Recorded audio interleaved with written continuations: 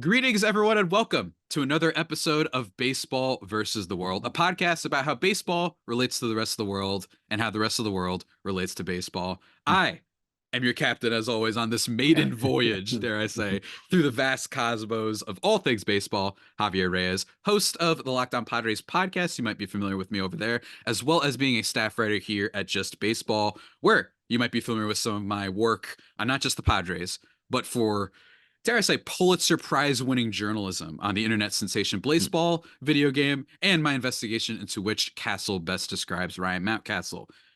This is the third episode of the show. You're hearing laughs in the background, and that's because the vibes are strong and we are rolling in this episode. And that old saying about three being a magic number may be especially true in this case, as I'm thrilled to be joined by accomplished author of works such as Sometimes You See It Coming, based loosely on the life of Ty Cobb, Paradise Alley, Dreamland, Becoming Mr. October, co-written with Reggie Jackson himself, or some of his work for fairly niche websites and magazines such as the New York Times, the New Republic, Politico.com, New York Magazine, the Washington Post, the Chicago Tribune, Los Angeles Times, and the Frankfurter Rundschau and Harper's Magazine, among other publications.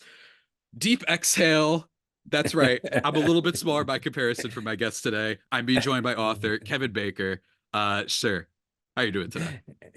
Thanks very much, Javier. Congratulations on the new venture. This will be great, I'm sure. Thank you so much. And look, it's really cool. I always love talking to, especially writers, because I am obviously, based on that intro, a writer Sure, myself. Um, sure. and your publicist reached out like a while ago and sent me this book. That's what we're going to be talking about Yeah. today primarily. I'm holding it in my hand for my video listeners. The New York There we Game. go. There it is. Beautiful blue cover and everything. The classic shot of the babe. Really good stuff. The New York Game, Baseball and the Rise of a New City. Latest book. It is out now by the time you are listening to this podcast. About basically the history of baseball and how closely tied it is to New York, but it is so much more than that. And we're going to be talking about Kevin Yeah. about that today. And don't worry, if you made it to the third episode, there will also be the awards at the end, even though it is a little bit different this time. So that's a lot of fun. But Kevin, Yeah. man, how are you? You doing all right? Like, it's been a crazy sort of time. Baseball's heating up, but I imagine for you with this book having, just now come out, like I imagine you've been pretty busy as well. You've been very busy promoting the book, but this is great fun to be doing. Great to have it out. It's a long time in the making. My editor first had the idea for it about 25 years ago, really. Wow. And I haven't been working on it that whole time. I've written something like six other books through it, just trying to keep home and hearth together. But it is a long project, a labor of love, and really based on a lifetime of following the Mhm. game. I started following it when I was 8 years old. So, it's a work of love. A work of love. I mean, that's the best type of work, dare I say. Yeah. Look, I mean, here's the thing. First of all, Mhm. remember that for aspiring writers out there, 25 years kind of this has been fermenting. Yeah. So if Yeah. you're worried, oh man, I gave up on that idea of mine, don't. You got to try and get it done. It's always worth it. Exactly. Absolutely try that out. But I want to start with some basics and basically just get Sure. into, without spoiling too much. I know it's a book based on Mhm. history and whatnot, but you know, what made you, aside from being like a true New Yorker, you know what I mean, and such, make you interested in writing this book? Like, what made you want to see the idea that you had so long ago come through to fruition? Well, it was really my editor's idea, a guy named Andrew Miller, who's now the Mhm. publisher at Holt, and he had this idea. We This is around the turn into the 21st century, when both the Mets and the Yankees had real fun, exciting teams. For the Yankees, even great teams, and the city was just alive with baseball. You had that amazing moment, which seems like the end of an era now, in 2000, where there was the first Subway Series in Mhm. 44 years. And it was a huge rally in Bryant Park, and Mhm. everybody was kind of good-naturedly going at each other. It really seemed like a high moment in New York as well as for the teams. And so this just seemed like a natural to us. Hey, let's talk about the whole sport. Hmm. How did they get here? How did this become? New York is a baseball town Hmm. much more than I think almost any other town. Maybe St. Louis, maybe Boston matches it, but there aren't a lot that really are this. New York aren't a lot of American cities that are really Hmm. still so much into baseball as New York. Yeah, And so absolutely. that's where it came from. Yeah. Yeah, I mean, it's a labor of love for sure. When you guys read it, you'll see that. I mean, even just like the introductory pages and chapters in this book that I enjoyed reading, getting into the bajillion nicknames and all these stuff, and then debunking some ideas of where baseball might have originated or popular beliefs of where it might have originated. What I'm curious, what is one like? What do you think is like a common misconception? Do you Oh, think well about New that York and baseball? yeah, well that's the thing, like New York was really where what we think of as the modern game Hmm. started. It really Hmm. was something called the Knickerbocker Rules that Hmm. became known as the New York game, and that is modern baseball. So, we're determined to kind of put this pastoral gloss on the game. Americans still think of the city, and particularly New York City, as Babylon, as the big bad Hmm. corrupt place, Yeah, corrupt and corrupting. it's Gotham Uh, City. Yeah. yeah, really. And that's really kind of how they came up with putting it the Hall of Fame in Cooperstown, because they were Hmm. determined, this whole special committee appointed by A.G. Spalding of sporting goods fame was determined to come up with an American origin for the sports. For the sport. They didn't want anyone to think baseball had started in England. Uh, so they wanted an American origin, and they wanted some kind of nice, wholesome place for this to happen. So taking this letter written by this like just crazy crank, they decided that it was drawn up one day by Abner Doubleday Hmm. on the lakes of the Glimmerglass next to Cooperstown, New York. And, you know, even the committee doing this knew this was almost certainly false. I mean, Abner Doubleday's fascinating. He's sort of the Forrest Gump Hmm. of the 19th century. He's That was, always I on love that hand. line, by the way. That was Yeah, great. he's always on hand when anything happens. He's like he's a Union officer. He's at Fort Sumter where the first shot of the Civil War is fired. It goes Yeah. like right over his head. He Yeah. he lines up the shot to be fired back. He holds the line at Gettysburg. He goes back to Gettysburg with President Lincoln for the address. He used to go to seances in the White House with Mary Todd Lincoln. Commanded an all-black regiment at one point, badly wounded twice, read Sanskrit, corresponded with Ralph Waldo Emerson, and had the first franchise for cable cars in San Francisco. He's all over the place doing everything, but he did not invent baseball. And one of the guys on the commission to find this out, was like his best friend for 20 years. Hmm. And the guy, he gave A.G. Mills gave his funeral oration. Mills had been president of the National League when he knew Doubleday, and yet he admitted Doubleday never mentioned the sport to him. He never went like, "Hey, that thing you're president of? I invented that." Nope, Yeah. never came up. And the guy who's not in Cooperstown, Abner Doubleday, because even Hmm. they can't believe the myth. So, yeah, this is not where it started. Really, people have been playing some kind of bat and ball game pretty Hmm. much since we got down from the trees. Yeah. Went out in the savannah. You know, but we're all over the place. Every different nationality, everybody claims to have invented it, but it Hmm. was really the New York game that took off and became modern baseball. This version of it. Yeah, and I feel like there are other sports where I don't want to say it's easy, but a little bit easier to trace some of the origins of it. Well, like you said, like bat and ball, it's just, I mean, Yeah, like other yeah. than like track and running, Yeah. you know what I mean? Yeah. Like, which is traced back to literally since we became Oh yeah. sentient, dare I say, Yeah. right? Like Yeah. baseball is a little bit more complicated. And let me say, Doubleday, with all the stuff that this man was in, it might be a perfect guest for my show, with this craziness and getting all into Yeah. baseball, right? I would love to have talked to this guy. But yeah, I think that the history of baseball, and one thing that this book really does a lot is questions like that. You know what I mean? Like the origins Thanks. and Yeah. getting into the, Yeah. dare I say, the legality of it, and getting into Cooperstown and getting Yeah. into, there's like five arcs or Yeah. segments of the book with a bunch of different chapters on it, going through and kind of connecting it to history and whatnot. And one of the things it reminded me of was, Hmm. I've definitely consumed a lot of sports content before and sports documentaries. And one of um, my favorite stuff that things usually um, put out there. This is a Hmm. weird way of saying it, but Yeah. I love it when the culture and the background um, adds like the salting and the seasoning to whatever the Oh, bare okay. bones thing is. So Yeah. what, i.e., in this case, simple, elevator pitch would be, how did baseball start? And here's it started in New Yeah. York. And Yeah. then you sprinkle that with getting into the economics of things. It's really weird for me to be Yeah. like, oh wow, talking about $30,000 stadiums. It's like, wow, Yeah. that's like what, minimum wage now? Like it's very interesting seeing Yeah. that. It Yeah. reminds me of, and hear me out for a second. Like, Yeah. there's a Yeah. Muhammad Ali documentary.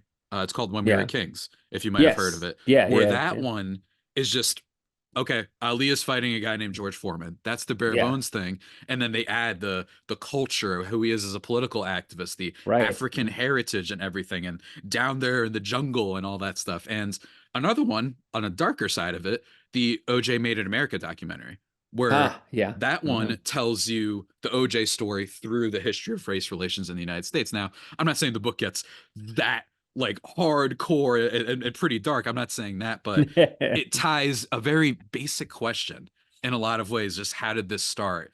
And and complementing that with the history of the city, which I think is really cool. So even Yeah. if you're not a baseball fan, I think that might be Yeah. the sell in a lot of ways, if you don't mind me saying. No, certainly, and New York City has also been a long time fascination, history in general. I've written, four different historical novels about New York during different times. So that's, it's kind of combining two of my longtime interests. But, and it's true too, the story is often dark, and I try not to spare that at all. I Mhm. mean, New York was a tumultuous place when this starts, a very unfair place. And there are things that run all through the creation of baseball that, even when they're kind of vital to it, are often ugly, such as gambling, the constant kind of Yeah. corruption that culminates in 1919. And now gambling's back. What could possibly go wrong? And I was almost just about to destroyed the ask, have you sport at been one following point. that? Like, I'm not a gambler myself, but I see this and I think, it's playing with history the repeats devil itself, again. maybe? Is that the Yeah, vibe? Do you see any yeah, similarities? Yeah. I was about and to and ask that, but go ahead. and no, and worse and uglier, of course. And the worst thing always in America was how race played into this. Yeah. And New York was this great melting pot in the 19th Mhm. century, and pretty early on, almost anybody was welcome on a baseball field. It was a place where everybody could get together and play and fight and work and have a Yeah. good time. Um, and that was kind of one of the great things about it. Originally, it was thought, oh, these were all gentlemen's clubs, but no, they were like clubs made up of working people of all kinds. Yeah. So this is great, brings the class, and of course, the big exclusion was people of color. Mhm. And that's always the case. And it's insane. I mean, like, there were Native Americans who were allowed in the game in the major leagues. Mhm. They were always patronized. They were inevitably nicknamed Chief. Mhm. You have guys like John Meyer, who's a catcher on the championship Giants teams, who, Mhm. he's a Harvard grad, and they're calling him Chief Meyer, Yeah. so there's that kind of thing. But they were allowed in. Mhm.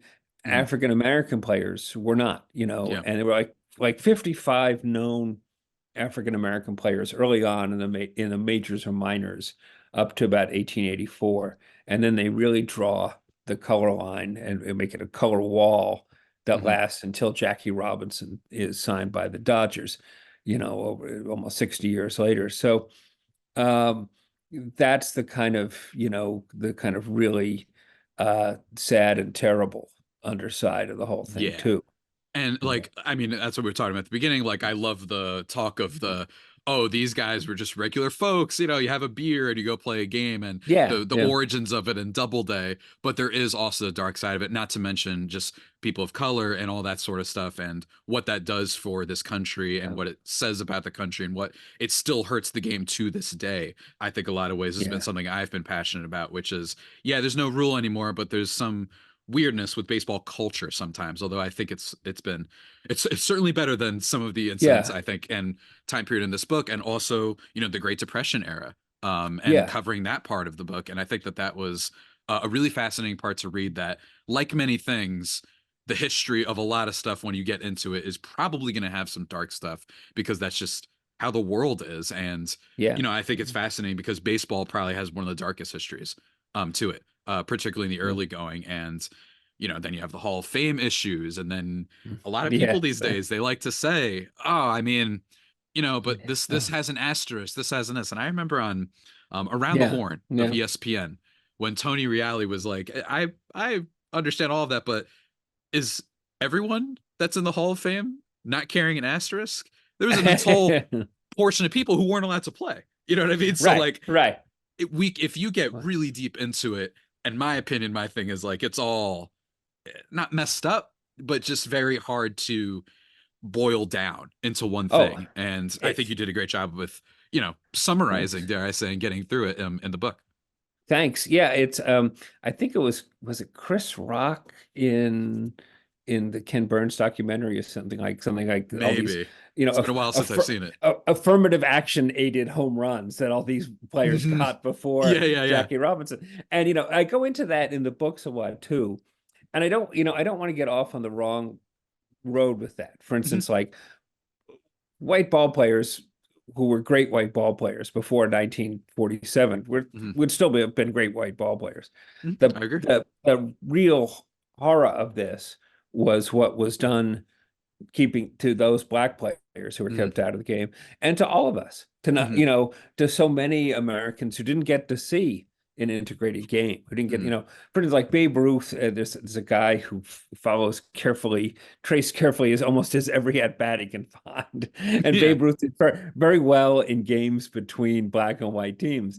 yeah. But it's sort of like that's not the point. It's like, man, it's just like all these people who were deprived of being able to be on the biggest Mhm, stage and being able to make the kind of white leagues money, mhm. that sort of thing. That's the true, Yeah, horrible absolutely. part. And player this it's never like a slight on players. It's more of like Yeah, a, hey, maybe not Babe Ruth, but like but maybe this player, maybe if black sure. players were allowed to play, maybe one is more popular than the other. There's just so many questions that would arise from that. It's just one of the great, like, you know, separators, just how things diverge a lot until obviously Jackie Robinson and integration. But to bring it back in just a little bit back Yeah, to the yeah, book and the yeah, sure. storyline, I want to Yeah, ask you, what are some of, and this is my favorite thing to ask writers too, is yeah. what are some of your inspirations? And I'm not talking about Oh just like gosh. regular life inspirations.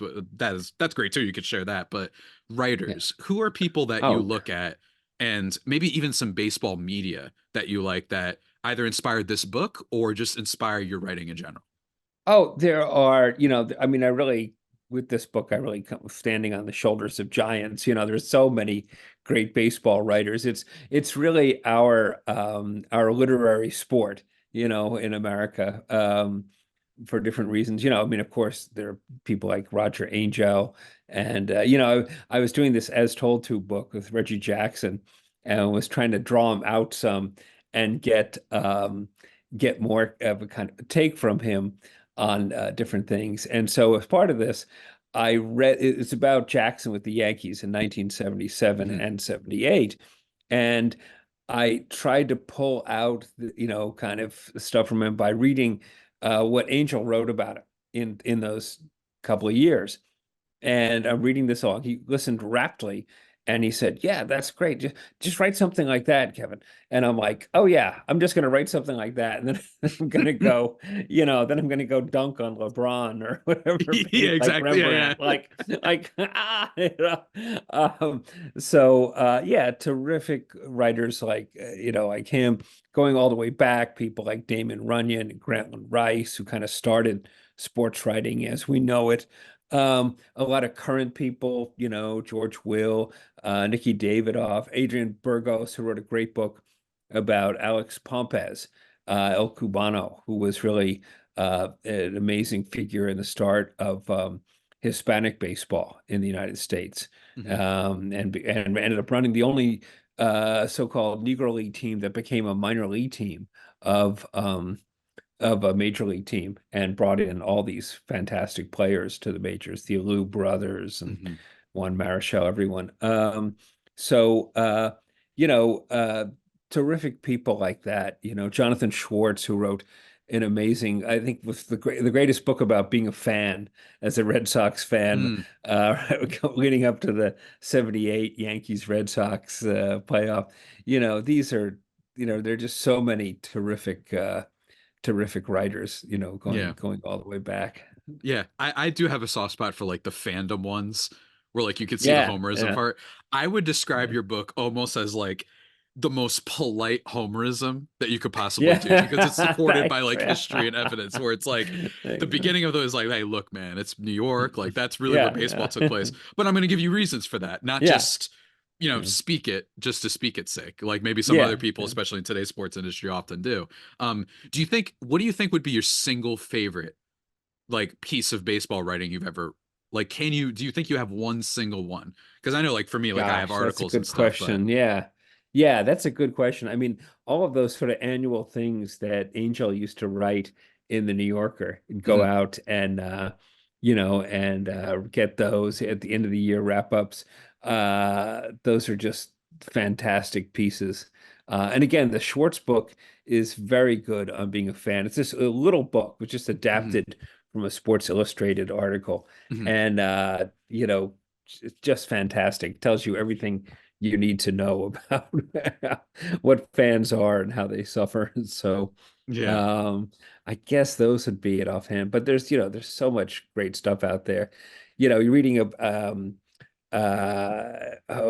is it? Just the whole kind of poetry people wrote with things like the great description, I think by Ring Lardner, that I have in the book, about Mhm. Casey Stengel running out his inside the park home run in the Right. 1923 World Series. It's just brilliant. This Yeah. is this is how Casey ran. Yeah. There's so many Absolutely. fantastic things.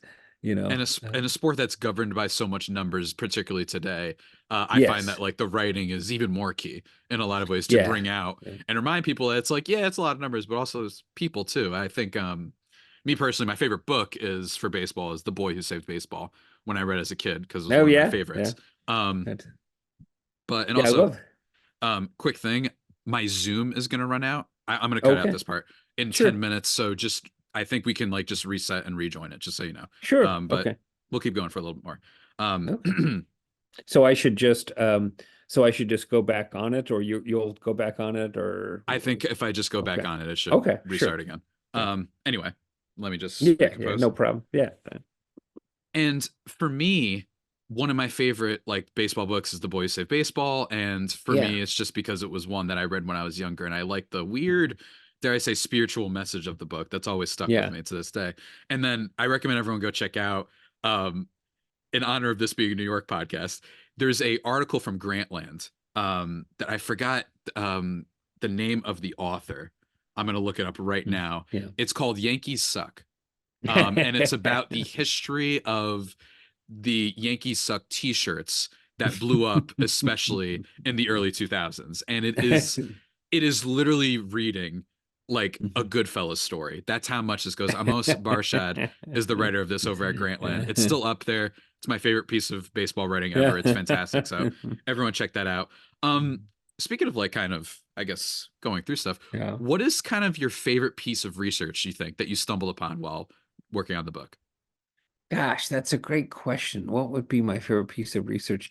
Um, one thing was discovering that the Red Sox actually ended up paying the Yankees in the end to take Babe Ruth, Hmm. because Harry Frazee, the owner who kind of absconded after selling off him and most of the team, Hmm. uh, never really paid off these things on the mortgage. So on Fenway Park. So that for the money the Sox had to pay out over the years, they actually ended up paying the Yankees to take. It was even a worse deal than possible. But related to that too, I love discovering this. Harry Frazee was first and foremost a Broadway producer, Hmm. and Broadway in and right after World War One was much more lucrative than baseball. Hmm. Um, Baseball as an industry was the equivalent of the sheet music industry at the Mm. time. Baseball didn't really, pro sports didn't really blow up for a long time, in terms of the money. It really took television. And Hmm. even then, when CBS famously acquires the Yankees in 1960, going to 65 season, they wanted to diversify around this Hmm. time. So late in 64, they bought a whole bunch of different companies, including Fender Guitar. And they got the Fender guitars for about the same price as they got the Yankees. So this gives you an idea of how much. I had no idea pro sports wasn't bigger by then. And it was Hmm. about to explode, which it really did over the next 20 years. But that to me was really interesting to discover, you know. That and Awesome. how many different parks uh Tammany Hall used to drive streets through in order to blackmail New York baseball teams, but that's something else. Yeah, that's a whole thing. And hey, I mean, hey, at the time that we're recording this, gambling is definitely a hot Yeah. red issue. Shout outs to Shohei Ohtani. Hopefully that didn't go a poor way as that story Yeah. kind of Yeah. unfolds. Yeah. Yeah. Yeah, we'll have to see for sure. Yeah, that's really awesome. And I think that just again, with the history of it all, I imagine that you discovered so much too, doing the research for this book, as I imagine readers and just like myself will discover too. Um, I'm curious though. Mhm. This is a little bit of fun to mix things up. Yeah. This might even come off as the ultimate like casual reader statement, but this has some of my favorite chapter titles that I've Sure. seen in a little Okay. bit. Thanks. I Thanks. really That enjoy is. the chapter titles. Some of my personal faves: Yeah. Biscuit Pants and the Dad, and Welcome to Goatville. Yeah. So yeah. Some of my favorites, and they're Uh, even better when you don't know what the yeah. chapter is about. That's what makes them 10 times Yeah. better. Do you have your Thanks. own favorite chapter titles? No, I mean those are two of my favorites. Just in general, sometimes they're from song titles, sometimes they're from other things of the Mhm. time. Yeah, it's hard to say which would be what would be a favorite here, just looking Got around to for go the back book. through. I Yeah. mean, yeah, well, it's yeah, I enjoyed doing that too, very much. What do we Even the got second here? one, the whirlpool and Oh, the volcano. You know what I yeah, mean? the Like it's Whirlpool good stuff. it about New York. Yeah, I loved Yeah. work of the Sneaky Order, which was Mhm. how a Yeah. member of the New York Giants described a member of the what became the Dodgers in talking about this World Series they had. The man with the corkscrew brain, which Yeah. was a description of I think was that Rothstein or Hal Chase? I think Rothstein. Yeah. No, he was the great brain. That was Hal Chase was the man with the corkscrew brain. The flock takes flight. The Hmm. flock was what newspapers called the Brooklyn Dodgers in headlines right to the end, Hmm. because it was at one point they were called the Robins since their manager was named Wilbert Robinson. So Hmm. things like that. Yeah. Sluttish to the last degree, which is Yeah. Thomas Kessner's That's an description of New eye-catching York. one for sure. Yeah. So all kinds of things like that. Yeah, that was fun to do. Yeah. Gossip is a dangerous thing is another great one. Yes, yeah. Take that one to heart, folks. That's just like not even a silly name for something. Just that's just wisdom. You know what I That's mean? That you're it putting is. out It there. is. Absolutely. But also the book is separated into not just individual chapters, and there's like, Yeah. 30, 40, whatever it is. But it is separated into five sections, part one, Yeah. part two, that type of Oh, thing, based on the era, I yeah. think.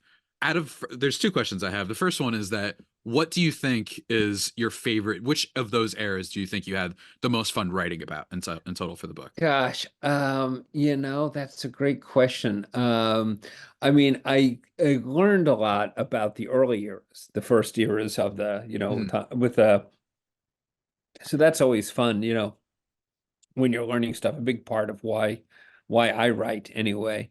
The 20s was a very exuberant era, so that was interesting.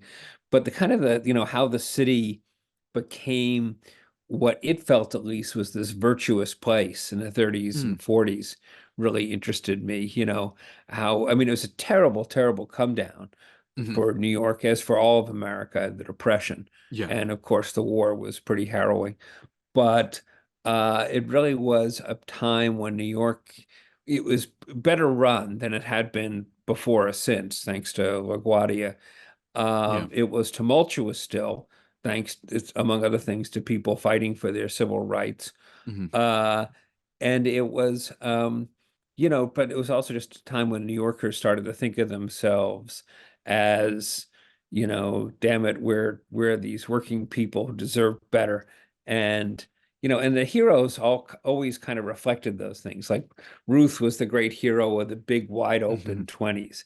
In the 30s and 40s, it was these quieter guys like Lou Gehrig and Joe DiMaggio, who hmm just seemed to personify grace, and particularly grace under pressure in Gehrig's case. hmm So, that struck me as really interesting to learn and to write about. Yeah. And then Ruth, of course, I mean, the Yeah. name matches the vibe, the greatness matches the personality, all the anecdotes and the fame and all that stuff, the cigar photos, all that stuff for sure. Now Yeah. that was a little bit of a softball though. Next question. Okay. Just like the sections of this book that gets into the kind of different eras and the time of, New York baseball Yeah. that we've been Yeah. talking about, if you had to have one last section that Mhm. jumped like 60, 70 years, 80 years now, I guess, Uh-huh. basically, since the end of the book, and covered the present day. What do Oh, you think you would title that? And what do you think you would be interested in covering if you had well, to, fit the same theme of the book? Well, that is coming. The second book is already written. It has to be Whoa. edited, probably with a meat axe because it was quite overlong. But the second book is written. It will be out in the spring of 2026. Awesome. They already have a great cover of it. Whereas this one was pretty blue, the next one will be pretty orange, sort of Okay. representing more the National League and the Mets and all. Right, right, yeah. And the man on the cover of it, they Canop found a great picture of Jackie Robinson that I hadn't seen before. That's kind of epic. So that will be, so this is how the sport changes. The first one ends at the end Wow. of World War II.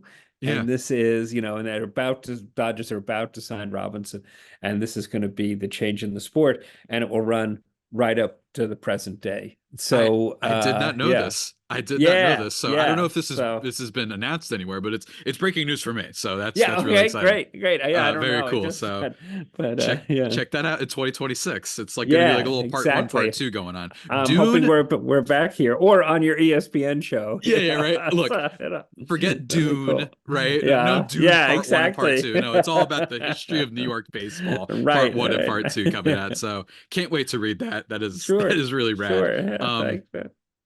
Now, I guess since we're now, Yeah, yeah. vaguely, I mentioned the present day. How much do you follow the game today? Is one of the last things I want to ask you. Is I've still, and if it's still a lot, what are some areas do you think oh where do you yeah. think like you're evolved, like have you had an evolved appreciation or understanding for the sport, especially Oh by today's standards? yeah. I mean, I've yeah. My feelings for the sport today kind of come from following it. I don't follow it as intensely as I did, say, in the late 70s or say 20 years ago. hmm In part because it's become so expensive. I used to get like I would get regular packages to see the Yankees and Mets and go with Yeah, friends. That changed in part because, we all got older and had more responsibilities, yeah, but also, it was relatively cheap.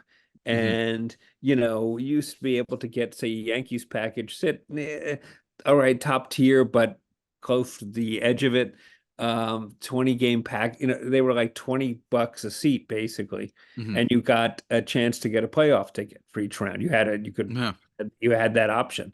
So that was a good deal. hmm Today, I don't know what it is, but it's kind of insane what the Probably the prices cost of the are. Judge Burger, I think, is Yeah, what that gets you now. exactly. Yeah, Exactly. Yankee Stadium. Yeah, that's about It's what you get. Yeah. oh man, it's it's so the prices are so out of control. hmm Um the game, I think for the most part, the new rules are good.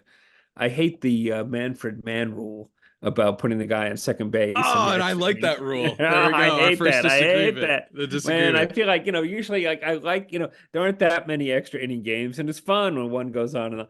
But I like most of the new rules. Like I like the pitch clock. Hmm. I like the shift rule, but it's really a shame that they have to exist because in the past, baseball took care of that stuff organically. And I think Mm. it really speaks to the troubles with the culture of the game that they don't take care of it organically now. Hmm. The idea that in the old days, you would have somebody put on a shift, you would have hit to the opposite field or Hmm. bunted until it was off. Yeah.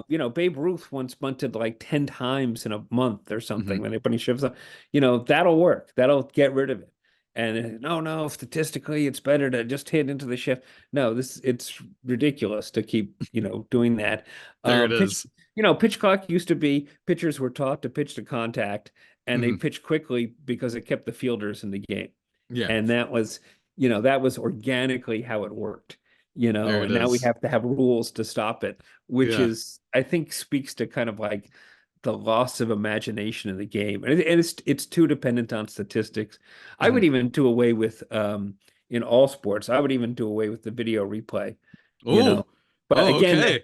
again, this is one of those things that The like is old for school. Your old school's coming out. This is it. well, I finally got it. Yeah. this is like one of the things for like gamblers, because the game is so Mhm. much gambling. Oh, we have to go to the video. No, it slows things down.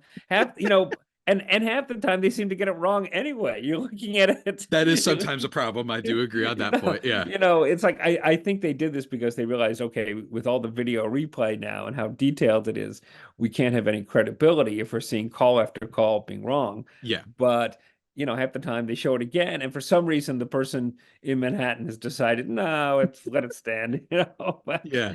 I mean, I I mean, mean, we'll yeah, never not have refereeing replay sports debates. right, It's never going to go away. Like we're in the right. 21st century. Football, you could challenge every play. There's still controversy all the time about how the refs are doing this Exactly. and that. So, Exactly.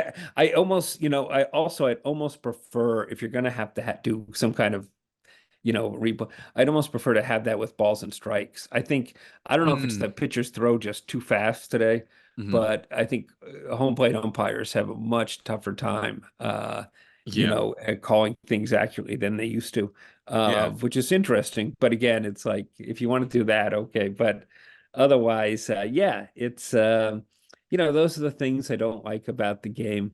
Mhm. But primarily it's way too expensive. Yeah.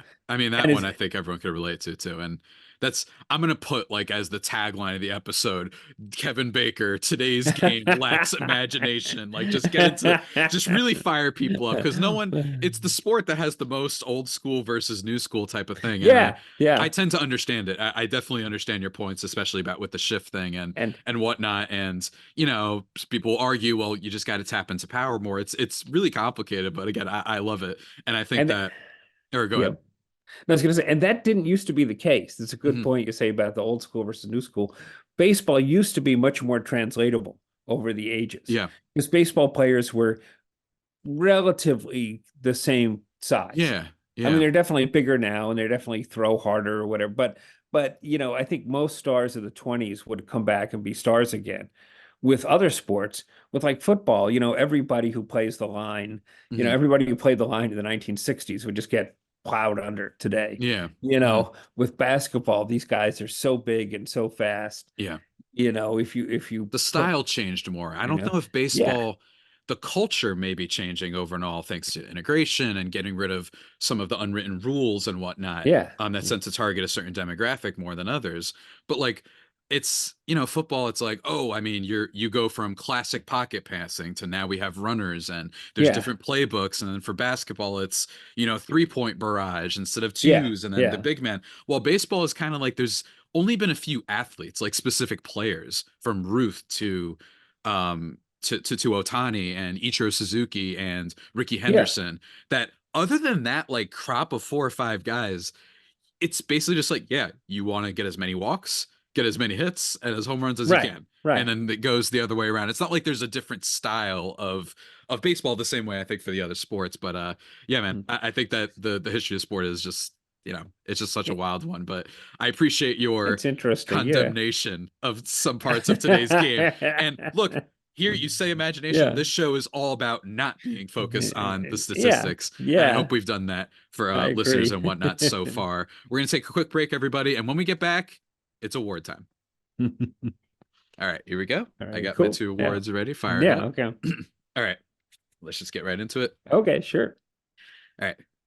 Lastly, of course, everyone, we are back here, ladies and gentlemen, on Baseball versus the World. We have our weekly awards, and this, I know this isn't the type of interview. This is a little bit of a come down from the craziness of the Okay. first two episodes, dare I say. So you might be wondering, well, why do you have to have the weekly award thing? It's because I'm consistent, man.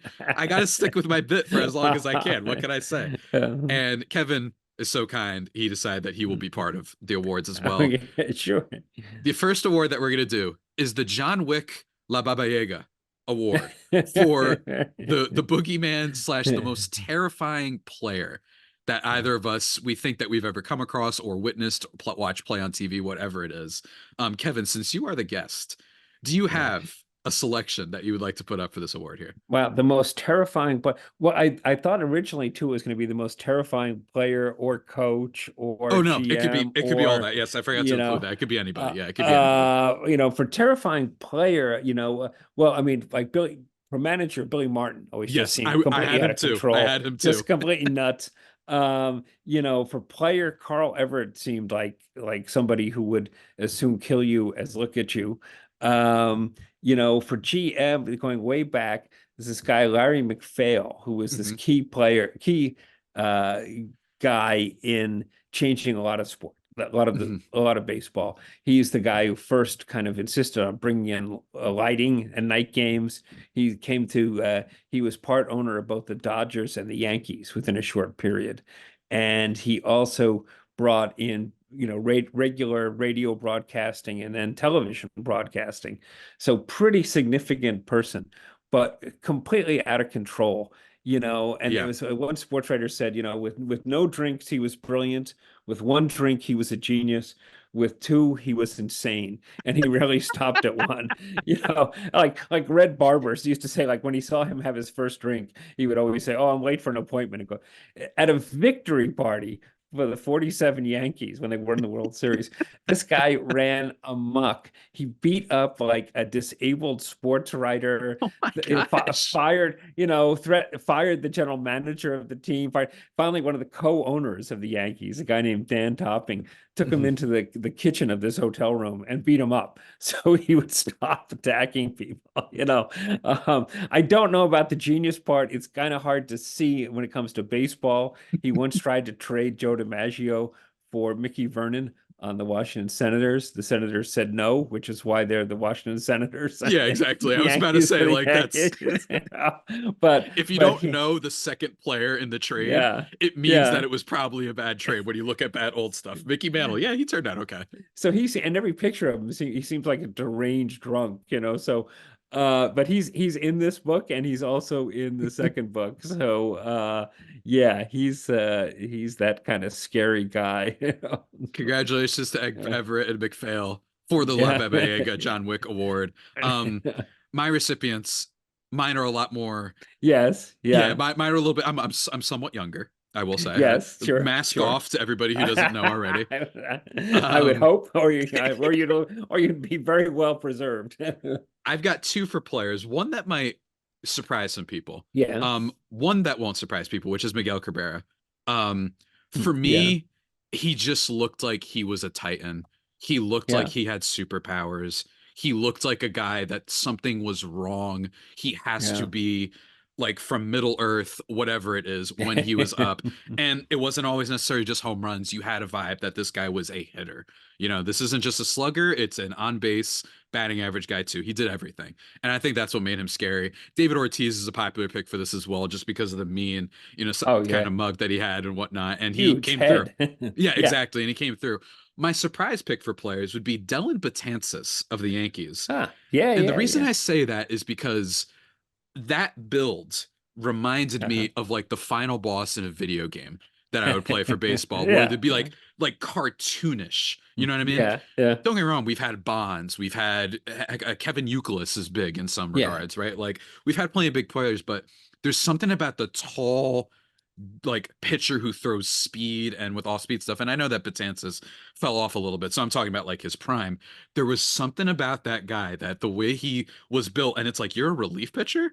Shouldn't you Yeah. be like Yeah. the quarterback of like the Yeah. New England Patriots? Like what's going on Yeah. here, right? Like that's the vibe that Dylan Betances gave me. Um, True. I don't for Billy Martin, I had the same or for the manager, I had the same thing. Billy Martin. Yeah. Yeah. That guy seems like an absolute lunatic. Just Yes. crazy, Yeah. crazy stuff. Yeah. For GM, I'm gonna be a homer and pick the Padres GM, AJ Preller, but not for Okay. the somewhat dark, Yeah. pretty like dare I say acrimonious reasons that you Yeah. named for McPhail. Instead, I'm only saying Preller because you never know what's gonna happen. Yeah. For those who are unfamiliar with the Padres, which you probably understand, they trade for everybody at any time, any given day. I am about to go to sleep. Boom. They trade for Dylan Cease of the White Sox. You know, Yeah. it's Yeah. I'm at work and I'm on a call meeting. Whoop, they traded for Yeah. Juan Soto. So now I have to pretend that I'm actually paying attention, right? So that's what I would say about AJ Preller. Terrifying in a different way. So Yeah. congratulations to Preller, Billy Yeah. Martin, McPhail, all the people we've mentioned so Well, far a, on their award for the a John couple, Wick La Boma a, Yaga a, Boogeyman Award. a couple other quick ones, just in Yeah. terms of sheer ruthlessness. Well, I don't, there's a lot of, man, Mhm. there's so many crazy New York owners over the years. There was like Yeah. Charles Stoneham, who took over the Giants, and his Mhm. son moved the team out of the city. But he was this bucket shop operator, this Wall Street kind of con man. He may have killed two different widows to get their money.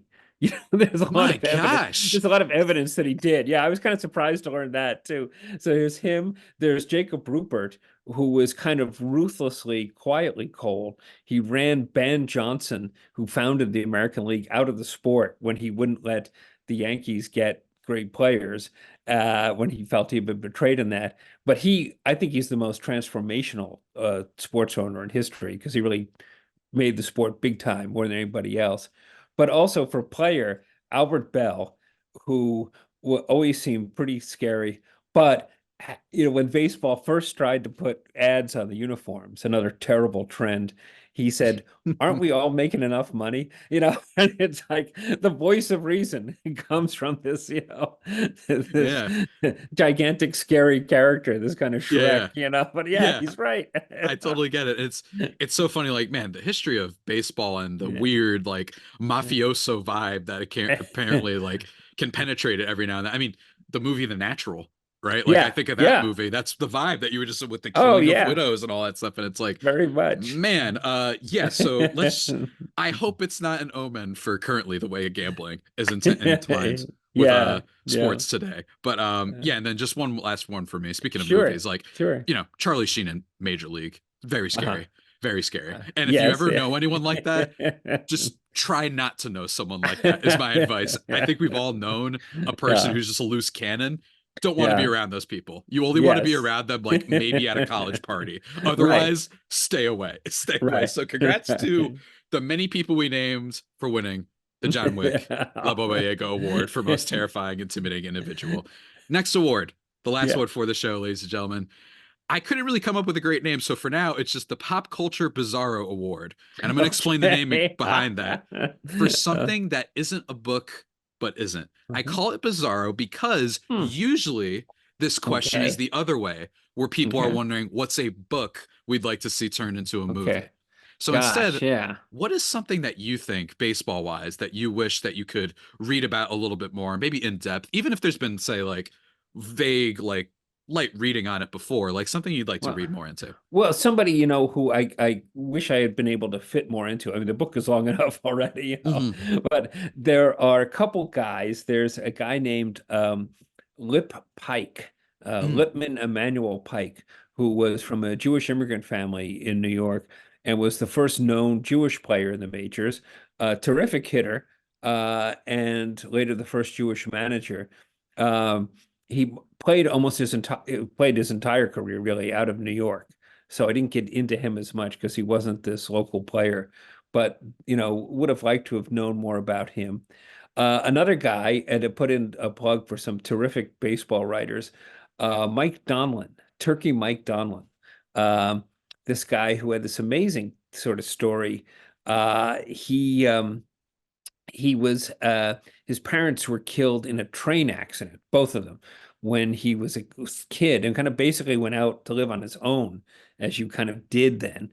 Terrible thing, barely survived, made it to the majors, he was a great hitter, great outfielder for the New York Giants, absolutely crazy drunk who would do crazy things. When once punched an actress he was seeing, My in gosh. a theater lobby. Horrible, Yeah. horrible. But got kind of turned around, kind of saved by this popular vaudeville star, this woman named Mabel Height, who he married. And he quit drinking. He quit baseball. They became a vaudeville team for a while. Yeah. Then she died horribly of cancer quite young. So he tried going back to baseball for a bit, but washed out and went out to Hollywood and, appeared in a lot of films in minor roles for like 20 years.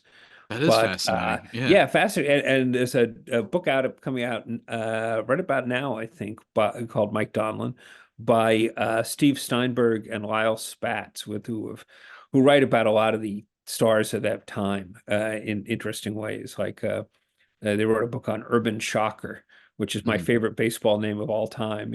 Urban Shocker. It sounds like it should be a Yeah. headline right there. It's But like a wrestling name. Yeah. yeah, The Urban Shocker, the Urban you know? Shocker. Yeah. So, Absolutely. but they have a book coming out about him. So, that's somebody I like to have read more about. So many, 8 million stories in the Naked City and 8 million stories Yeah. in baseball. It seems. Yeah, absolutely. I mean, there's been countless things that have been written about. I've I'm a big fan of the history of the Seattle Mariners, like YouTube Sure. documentary. That one's fantastic. That one's based on like a collection of books, but I still Yeah. find Yeah. myself almost wanting more from it. But Yeah. for me, I think mine would be about baseball video games. Um, I'm Mm. not sure which ones exactly, but Yeah. the Backyard Sports series, I've always been kind of wanting to consume that because there Yeah. came a point when, being the cover athlete became a thing, like Yeah. more than ever Yeah. for every sport, whether it be the Madden or NBA. It really became a thing, Yeah. especially in football, but same thing for baseball. And I've always been curious about just the evolution of baseball games from Atari and Yeah. Yeah. not being very good. The Atari sports baseball game. Yeah. Go look that up. It is a little bit of a disaster. Not as bad as golf, but a little bit of a disaster to the backyard stuff, like the fun kids games, and Oh, to sure. the bigs, stuff like that, to arcade baseball games. I just have found that, and this could Yeah. honestly Yeah. translate to a lot of sports, just the history of video games and baseball, how that works out, because it's also fascinating how you get that to work. You know what I mean? Because there's so Sure. many, it's Sure. simulation. You know what I mean? Yeah. Basically, is you have to sim stuff. So how do you figure that out and whatnot? I would Right. be fascinated by that. And then to almost like version of your book, except it's the history of the video game kind of Yeah. version of it. So that'd be kind of cool. Yeah. And of course, there's plenty of other incredible athletes out there. I'd love to read more on Ricky Henderson. That's been done a lot. Sure. Yeah. Fascinating player who ages super well to this day. Um, Amazing player. yeah, Underrated yeah, because he was so a wacky guy too. yeah, I remember I was in the stands when he was with the Mets and played that amazing that the walk-off single game they had against the Braves, and he's in left field, and somebody yells out something derisive from the stands, yeah, and he looks around. And it's like, oh my gosh, he's actually listening to what the fans say. But he was a force on the ball hmm field. It was such a pleasure to watch him, yeah, you know. absolutely. And one Yeah. of the records that I truly don't think will ever be broken is the all-time Yeah. stolen base record. Like Oh yeah. that's, Yeah. I mean, we mentioned it earlier. Like you don't really reinvent the game. Ricky Henderson is one of the people that absolutely reinvented the game, and like you said, kind of underrated. People don't realize it wasn't just stolen bases, decent power, but on base skills. Guy drew walks all the time. He was a hitter. And I think that that was important, especially in today's game where steals are not as, you Right. know, and not as Right. Which prevalent, I is guess. what you don't see with certain guys who won't do. Yeah, he was amazing with that. Also, he has something, isn't he like second to like Willie Mays or something in outfield putouts? He has some It's something amazing like that. Yeah. number. It's Yeah. like those two. Yeah, there are certain records like that that'll never be broke, like unless the game changes beyond our imagination.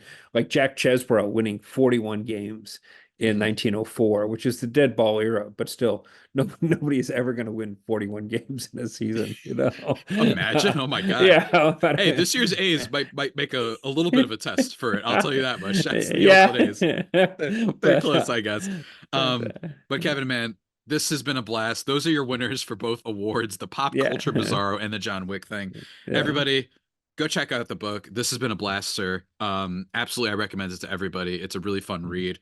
Whether you're into history, whether you're into baseball, or somewhere in between or outside of that, whatever, highly recommends it. Again, that's the New York Game, Baseball, and the Rise of a New City by Kevin Baker. And then don't mind my cute little bookmark there. Sure, sure. Why not? So everybody go check that out.